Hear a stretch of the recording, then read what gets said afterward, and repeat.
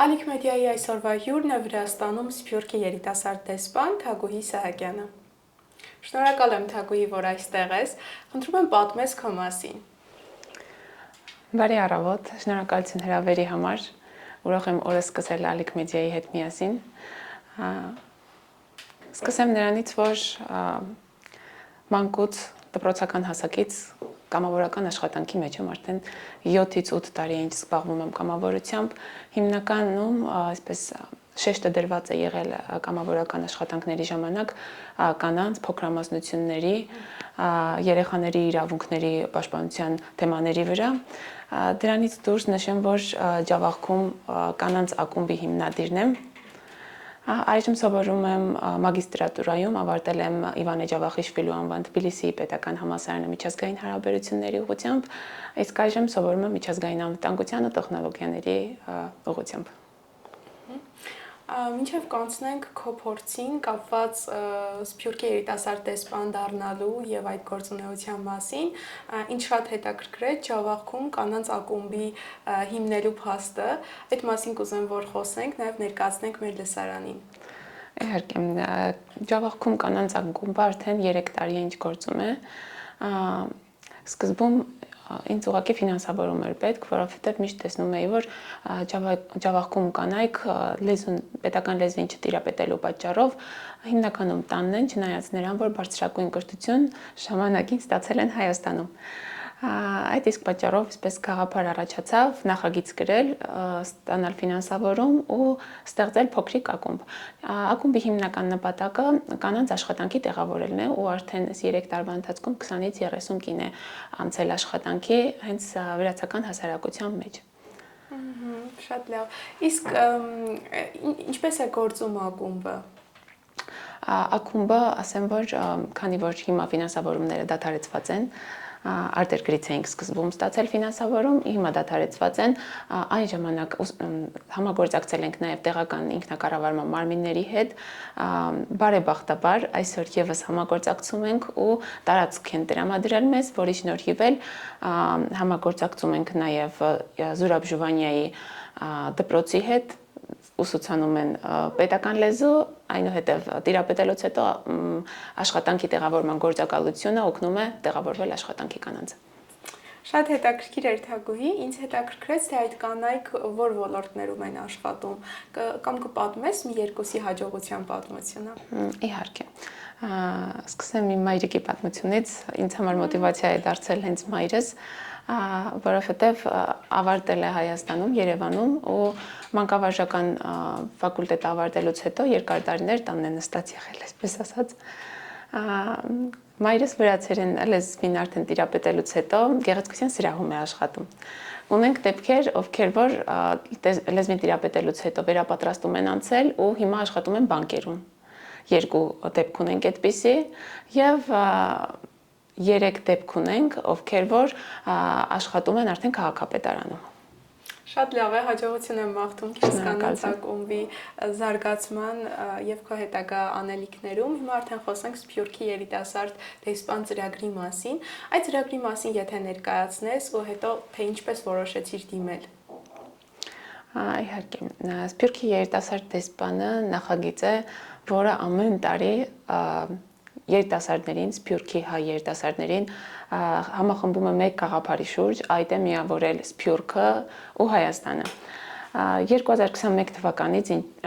արդեն գործում է Սփյուռքի երիտասարդ դեսպանը, մեր առաջին մասնակիցը Վրաստանից եղել է Էմիլ Սարգսյանը, այնուհետև տարիներ շարունակ պանդեմիայի տարիներին մասնակից չենք ունեցել Վրաստանից, հետո եղել է Աննա Սարգսյանը, ու այս տարի արդեն 5-րդ շրջափուլում ընտրվեցի ես։ Հիմնականում ծրագրի նպատակը երիտասարդներին իրար հետ կապելն է, ոչ միայն Հայաստանի հետ կապել, այլև իրար հետ կապելու փորձ ստեղծելը, փորձի փոխանակումն է։ Թե ես ինչպես ընտրվեցի, Ես լսել եմ ծրագրի մասին հենց առաջին մասնակցից Էմիլ Սարգսյանից, այնուհետև լրացրել եմ հայտը ու հիմնականում մասնակիցը ընտրվում է իր փորձի հիման վրա, ինչքանով է ակտիվ իր համայնքում։ Այդպես հարցազրույցի փուլ անցնելուց հետո արդեն ընտրվեցի որպես Սփյուռքի երիտասարդ դեսպան։ Թագուհի, քանի որ ծրագիրը նոր է սկսվել, ինչ նպատակներ ունես քո առջև որպես Վրաստանում Սփյուռքի երիտասարդ դեսպան։ Նշեմ, որ ծրագիրը մեկնարկում է երկու փուլով։ Առաջին փուլը մեկնարկել է սեպտեմբերի 22-ից մինչև հոկտեմբերի 5-ը, դա վերապատրաստումների փուլն էր, որտեղ որ երկու շաբաթվա ընթացքում Սփյուռքի երիտասարդ դեսպանները այսպես վերապատրաստում անցան Հայաստանում տարբեր ոլորտներում, համագործակցելով տարբեր ոլորտների մասնագետների հետ։ Հիմա արդեն նոյեմբերից, ինչպես նշեցիք, մեկնարկել է երկրորդ փուլը։ Սա այն փուլն է, երբ որ Սփյուռքի երիտասարդ դեսպանները վերադառնում են իրենց համայնքներ ու իրենց արժև նպատակներ դնելով հասնում են այդ նպատակներին համայնքների հետ միասին։ Իմ նպատակը Վրաստանում համագործակցելն է տարբեր ոլորտների երիտասարդների հետ։ Ինչպես երկար տարիներ է ինչ ուսումնասիրում եմ, նկատել եմ, որ առանձին այսպես վերցված մասնագիտական ոլորտներում երիտասարդները пассив են։ Բժիշկների ընդհանուր այսպես խումբ չկա, որը միավորված է մեկ գաղափարի շուրջ, իրավաբանների ընդհանուր խումբ չկա, ասոցիացիա չկա, որը մեկ գաղափարի շուրջ է հիմնված։ Ու առաջին այսպես գլխավոր ծանոթությունը կազմակերպելուց հետո իմ արժև նպատակ եմ դրել, որպեսզի միավորեմ այս խմբերին։ Հնարավորության դեպքում ստեղծենք երիտասարդ հայ իրավաբանների ասոցիացիա, բժիշկների հետ հանդիպում կազմակերպենք, փորձի փոխանակում Հայաստանի եւ արտերկրում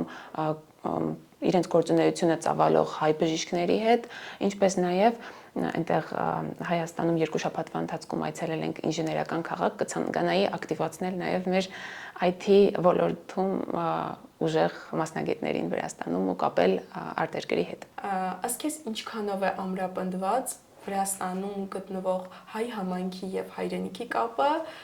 եւ արժե թե ոչ ամրապնդել։ Շատ կարևոր հարց տվեցիր, Տաթև ջան։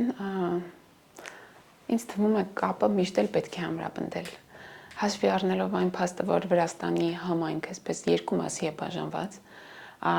խոսենք Ջավախքի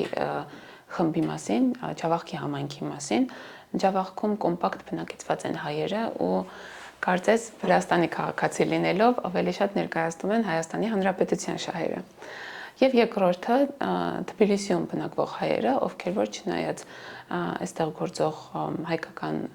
դպրոցին հաճախում են ռուսական դպրոց ու մեծամասնությունը չեն տիրապետում նույնիսկ հայերենին։ Ունենք երկու խնդիր այստեղ Վրաստանում հայ համայնքներում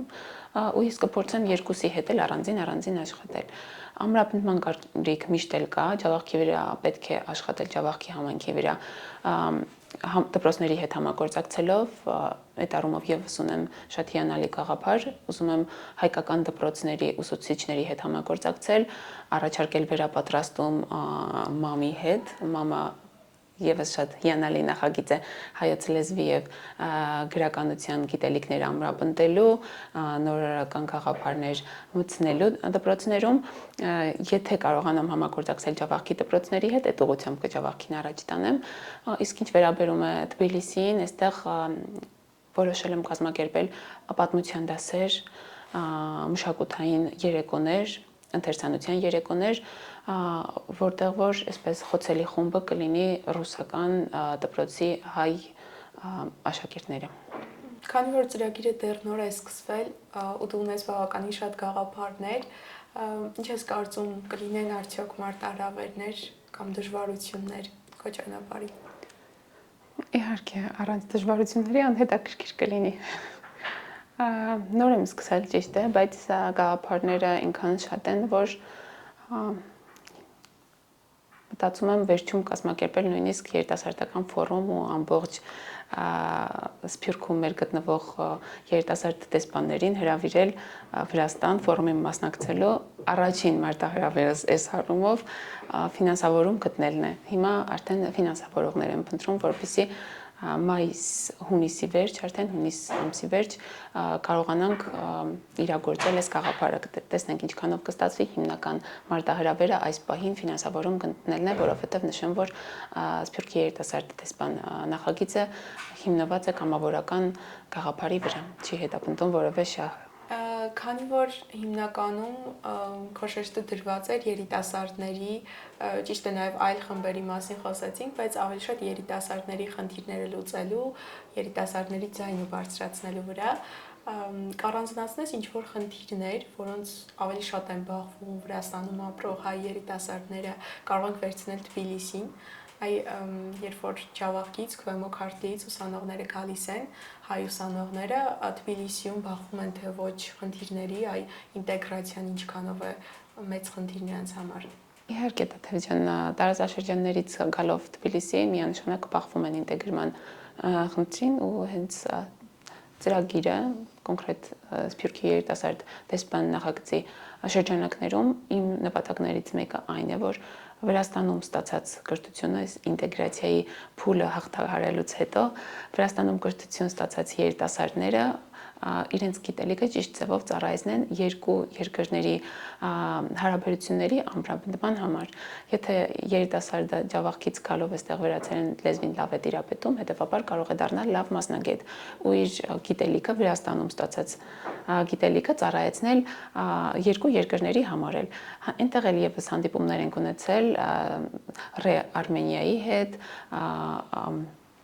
ինժեներական քաղաքի մասնագետների հետ, ովքեր որ պահանջում են վրացերեն լավ իմացող մասնագետներ։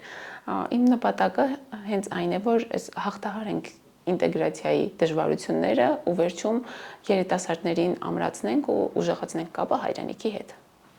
Եվ վերջում կուզեի լսել քո ուղերձը երիտասարդներին։ Երիտասարդներին ուզում եմ դիմել ու ասել, որ այս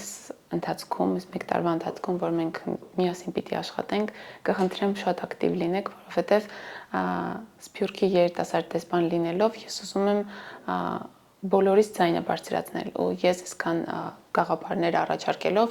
խնդիրները տեսել եմ, որ առաջարկել եմ, ցանկանում եմ միասին գտնենք լուծման ուղիներ, կսպասեմ բոլորիդ մեր առաջին հանդիպմանը, արդեն երեխաների աշակերտների հետ հանդիպումը եղել է, Կարմիր գյուղից աշակերտներ ունեինք, հանդիպումը արդեն կայացել է առաջին, երկրորդ հանդիպումը կայանալու է հենց ուսանողների ու արդեն մասնագետների հետ, կխնդրեմ բոլորդ ներկայանաք ու ձեր ձայնը ավելի լսելի դարձնեք, որպեսզի միասին ավելի ճիշտ ձևով կարողանանք մեր խնդիրները լուծել ու բարձրաձայնել։ Շնորհակալ եմ։ Շնորհակալ եմ հետաքրքիր զրույցի համար, հաջողություններ եմ մաղթում քեզ։ Ձեզ նույնպես։